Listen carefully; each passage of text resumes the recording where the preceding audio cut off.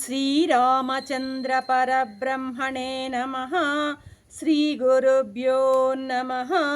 శ్రీమాత్రే నమః. శ్రీగణేశాయ నమః.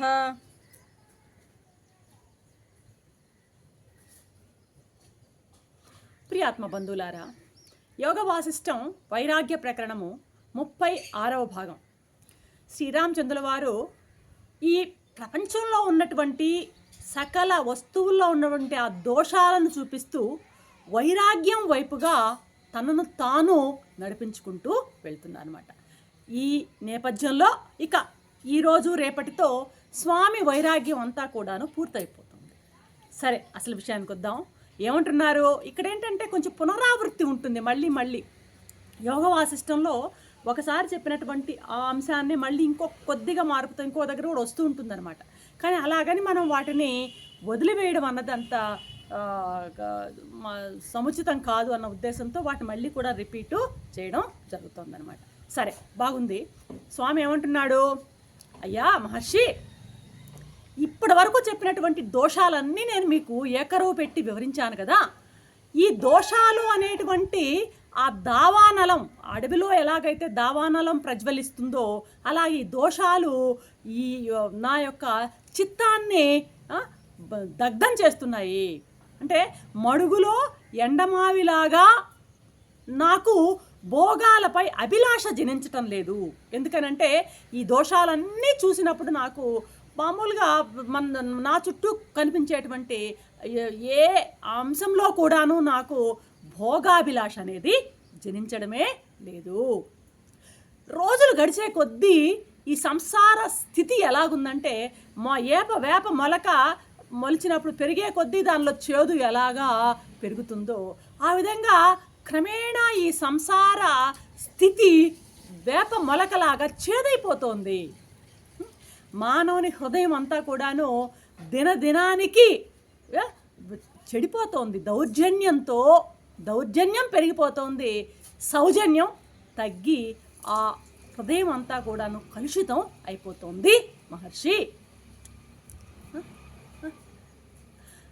ఎలా పోలుస్తున్నాడో చూడండి. మహర్షి, ఈ జగత్తులో ఉన్నటువంటి పదార్థాలన్నీ ఎలా ఉన్నాయంటే ఎండిపోయినటువంటి మినప తీగలాగా చడి చప్పుడు లేకుండా నశించిపోతున్నాయి. అంటే మినప పంట పండినాక ఆ మినప తీగలు మినప తీగ ఎండిపోయినాకట అది చడి చప్పుడు లేకుండా విరిగిపోతుంటుందంట. అలాగా ఈ జగత్తులో ఉన్న పదార్థాలన్నీ కూడా అలాగా నశించేటివే కదా.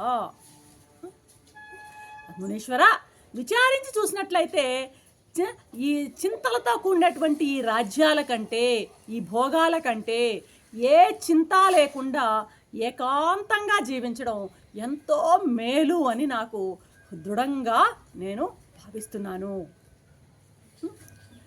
ఈ ఉద్యానవనాలు, ఈ భవనాలు, ఈ స్త్రీలు, ఈ సంతోషాలు ఇవన్నీ నాకు ఏమాత్రం ఆనందాన్ని కలిగించడం లేదు. నేను ఇప్పుడు కేవలం నాకు కావాల్సింది ఏంటంటే మనశ్శాంతి మాత్రమే నేను కోరుకుంటున్నాను. మహర్షి, లోకం అనేది పూర్తిగా అనిత్యమయ్యా. ఇందులో సుఖం అనేది లేశం కూడా లేదు. ఈ తృష్ణను జయించడం అంత తేలికైన విషయం కాదు అని నేను దృఢంగా నిర్ణయించుకున్నాను. ఎంత చంచలమైనటువంటి ఈ జగత్తులో ఈ చంచలమైనటువంటి మనసుతో నాకు శాంతి ఎలా కలుగుతుంది మహానుభావ? నేనేమీ కోరడం లేదు.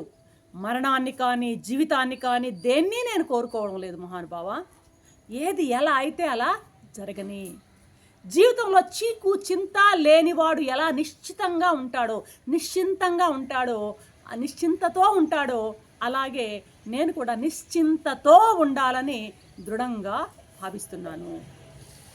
ఈ రాజ్యము, భోగము, విత్తము, కోరికలు వీటి వలన నాకేమీ లాభం లేదు. వీటన్నిటికీ మూలం ఏదంటే అహంకారమే కదా. నేను దేహము అన్నటువంటి ఆ భావనే కదా వీటన్నిటికీ మూలము. అట్లాంటి అహంకారాన్ని నేను త్యజించాలనుకుంటున్నాను, వదిలివేయాలనుకుంటున్నాను.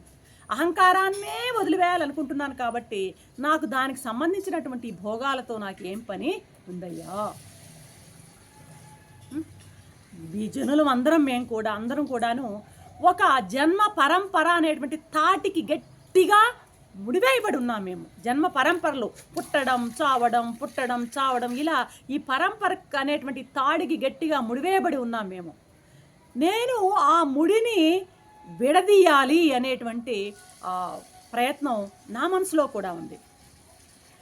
ఆ ముడిని విడదీయడానికి ప్రయత్నించేటువంటి మహాత్ములు ఎవరైతే ఉన్నారో వాళ్ళు ధన్యులు, వాళ్ళే ప్రశంసనీయులు. వారిని మాత్రమే మనం మహాత్ములుగా మనం భావించవచ్చు. అలాంటి భావన నాకు కూడా కలుగుతోంది. మహాత్మా ఏనుగు తన పాదాలతో తామర తోండ్లను తెంచి ఎలా తెంచేస్తుందో అలాగా అనేక విషయ వాంఛలతో నా మనస్సు కూడాను హింసించబడుతోంది. కాబట్టి మునిపొంగవా, శరీరంలో శక్తియుక్తులు ఉన్నప్పుడే నిర్మలమైనటువంటి బుద్ధియోగంతో మనసుకి చికిత్స చేసుకోవాలి. అలాంటి చికిత్స చేసుకోలేకపోతే ఇప్పుడే అంటే శక్తియుక్తులు ఉన్నప్పుడే, ఆయుష్ ఆరోగ్యం అన్నీ ఉన్నప్పుడే ఈ ప్రయత్నం అనేది చేయనట్లయితే ఇంకెప్పుడు వీలవుతుంది మహానుభావ చెప్పండి. మహాత్మా, ఒక విషయం నిశ్చితంగా చెప్తున్నా నేను. విషం అంటే నిజంగా మరణానికి దోహదమయ్యేదని నిజానికి విషాన్ని ప్రమాదకారిగా మనం చూస్తుంటాం కదా. విషం కాదయ్యా నిజంగా విషయాలే నిజానికి విషం. విషయాలంటే ఏంటి? ఇంద్రియ విషయాలు, శబ్ద స్పర్శ రూప రసగంధాలు అన్నమాట. ఎందుకంటే ఈ విషాహారం అనేది తిన్నాడంటే ఎవడైనా వాడు ఒక శరీరాన్నే చంపుతుంది. ఎవరు తింటాడో ఆ విషయాన్ని వాడినే చంపుతుంది. మరి ఈ విషయాలు ఏం చేస్తాయంటే, అంటే ఒక శరీరం అంటే ఇక్కడ ఏంటంటే ఒక జన్మని, ఆ జన్మల్లోకే వాడు చనిపోతాడు.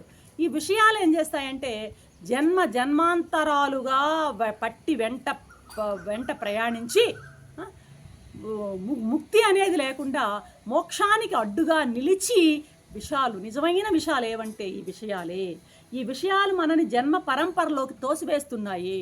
ఈ వాసనల వలన కర్మలు చేయడము, కర్మ జన్మకి మళ్ళీ జన్మ కర్మకి, ఈ విధంగా ఈ జనన మరణ చక్ర భ్రమణంలో మనకు ఇరికిస్తున్నవి అంటే విషయాలు. కాబట్టి విషం కంటే చాలా ప్రమాదకరమైనవి మహాత్మా. ఈ అజ్ఞానం అనేటువంటి అరణ్యంలో అరణ్యం అనేటువంటి ఆ యొక్క అజ్ఞానం నన్ను పూర్తిగా ఆవరించి ఉందన్నమాట. ఈ అరణ్యాన్ని కొట్టేసేయాలన్నమాట. పదునైన కత్తితో దాన్ని నరకాల. అయితే నా యొక్క స్థితి ఎలా ఉంది తెలుసా? ఇప్పుడు నా శరీరాన్ని కత్తితో నరికినా నేను సహించగలను, కానీ ఈ సంసారం అనేటువంటి ఈ యొక్క విషయ యొక్క ఆకర్షణల కోత నుండి నేను భరించలేకపోతాను. కత్తితో కోసినా నేను భరించగలను, కానీ ఈ ఆశల యొక్క ఆకర్షణలు అనేటువంటి ఈ ఆకర్షణలు ఏం చేస్తున్నాయంటే నా శరీరానికి కోత పెడుతున్నాయి. ఈ కోతను నేను కత్తితో కోసినా దాన్ని భరించగలను, కానీ ఈ కోతను నేను భరించలేకపోతున్నాను.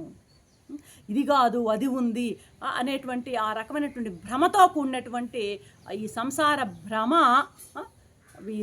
ఒక గాలి ధూళిని రేపినట్టు నా చిత్తాన్ని అతలాకుతలం చేస్తుంది. కాబట్టి చివరిగా చెప్తున్నాను మహాత్మా, నిశ్చయంగా చెప్తున్నా నేను, సుఖ దుఃఖాలు, బంధుమిత్రులు, జనన మరణాలు ఇవేవి కూడాను మామూలుగా నిజమైనటువంటి జ్ఞానిని బంధింపలేవు అని నాకు తెలుసు. కాబట్టి బ్రహ్మన్ తత్వశ్రేష్ఠ, శోకం, భయం మొదలైనటువంటివన్నీ కూడాను తొలగి నేను తత్వజ్ఞుడిని అయ్యేటువంటి మార్గం నాకు ఇప్పుడే దయచేసి మీరు ఉపదేశించండి అంటూ అసలు విషయాన్ని మహర్షి ముందు పెడుతున్నారు శ్రీరామచంద్రమూర్తి. రేపటి ఎపిసోడ్లో ఏం చెప్తారో విందాం. అంతవరకు సెలవు. సర్వం శ్రీరామచరణ అరవిందార్పణం.